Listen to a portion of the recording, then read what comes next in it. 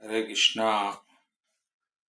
आज का हमारा सत्संग श्रीमद् भगवद गीता के दूसरे अध्याय का 38वां श्लोक। भगवान कृष्ण कह रहे हैं कि सुख या दुख, हानि या लाभ, विजय या पराजय या विचार किए बिना युद्ध के लिए युद्ध करो। ऐसा करने से तुम्हें कोई पाप नहीं लगेगा। इसका अगला श्लोक है, यदि तुम ऐसे ज्ञान में कर्म करोगे तो तुम कर्म के बंधन से अपने आप को मुक्त कर सकते हो। इसी बात पर भक्तगणों आज की सत्संग होगी कि भगवान कृष्ण कुछ ऐसी क्रिया बता रहे हैं जो हम अगर कर्म करते वक्त उस भाव से करें तो फिर हमको पाप नहीं लगेगा। प्रायः नियम ये है कि अगर आप पाप करेंगे तो आपको पाप लगेगा, दंड मिलेगा। लेकिन भगवान कृष्ण इस नियम को उल्टा कर रहे हैं और कह रहे हैं कि अगर आप इस तरह से कर्म करेंगे तो फिर आपको पाप नहीं लगेगा। तो भक्तगणों, हमें जीने के लिए, हमारी इच्छाओं की पूर्ति के लिए कुछ हमको ऐसे कर्म करने पड़ते हैं जो नियम के विरुद्ध होते हैं, जो पापमय होते हैं और जिनके दंड का भय हमें हमेशा सताता है। तो भक्तगणों, अगर आपको उस पाप के दंड से बचना है, यानी आप चाहते हैं आप कुछ भी करो मगर आपको पाप न लगे, तो फिर यह श्लोक 38वां और 39वां दूसरे अध्याय का आप सुन लीजिए।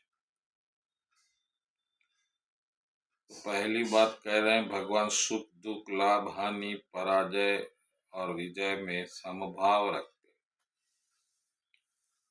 इन भावों पर चिंता न करते हुए और युद्ध के लिए युद्ध करें। इसका अर्थ ये हो गया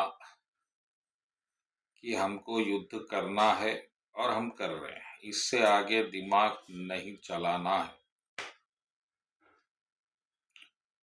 इसको आप इस तरह से भी ले सकते हैं कि भगवान ने हमको ये कर्म करने के लिए बनाया है, हम कर रहे हैं। अब इसका परिणाम क्या होगा, उससे हमको क्या मिलेगा, ये चिंता हट जानी चाहिए। इस पर से ध्यान हट जाना चाहिए, तभी आप उस कर्म के बंधन से मुक्त हो सकते। और क्या आप ऐसा कर सकते हैं, और अगर आप नहीं कर सकते तो करने का प्रयास कीजिए।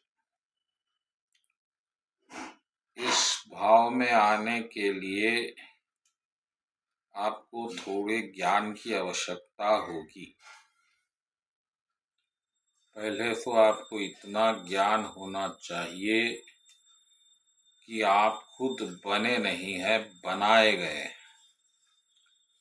और जब आप बनाए गए हैं तो किसी और के द्वारा ही बनाए गए, और जब किसी और के द्वारा बनाए गए हैं तो आपके करने में या नहीं करने में उसका ही लाभ है, आपका कुछ नहीं, क्योंकि आप तो बनी हुई वस्तु है। बनाई हुई नहीं। इतना भी आप समझ लेंगे अपने खुद के लिए तो निश्चित रूप से आप कर्म बंधन से छूट जाएंगे। क्योंकि अब जो कर्म आप करेंगे वो भगवान के लिए करेंगे, क्योंकि भगवान ने आपको बनाया है।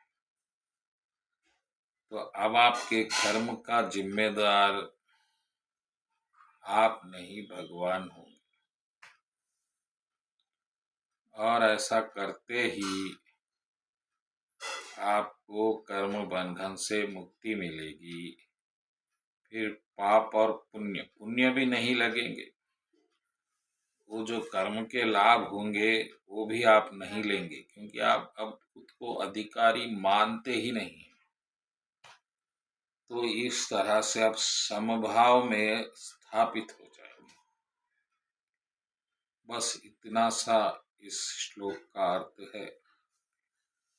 इसको गंभीरता से लीजिए। और ये जो आप रोज हर दिन क्रोध जो भी पाप भुगत रहे हैं, दुष्परिणाम, चिंता, भय से मुक्ति पाइए। आपको और इसकी अधिक जानकारी चाहिए तो मुझे कमेंट करिए, मैं उसको आपको विस्तार से बताऊंगा। लेकिन फिलवत इतना याद रखिए कि आप इस भाव से सुख दुख, लाभ हानि, पराजय विजय पे ध्यान न देते हुए कर्म करना है इसलिए कर रहे हैं क्योंकि भगवान करा रहे हैं, इतना भाव भी रखेंगे तो बाकी जिम्मेदारी भगवान आपकी लेंगे। बोलो कृष्ण कन्हैया लाल जी।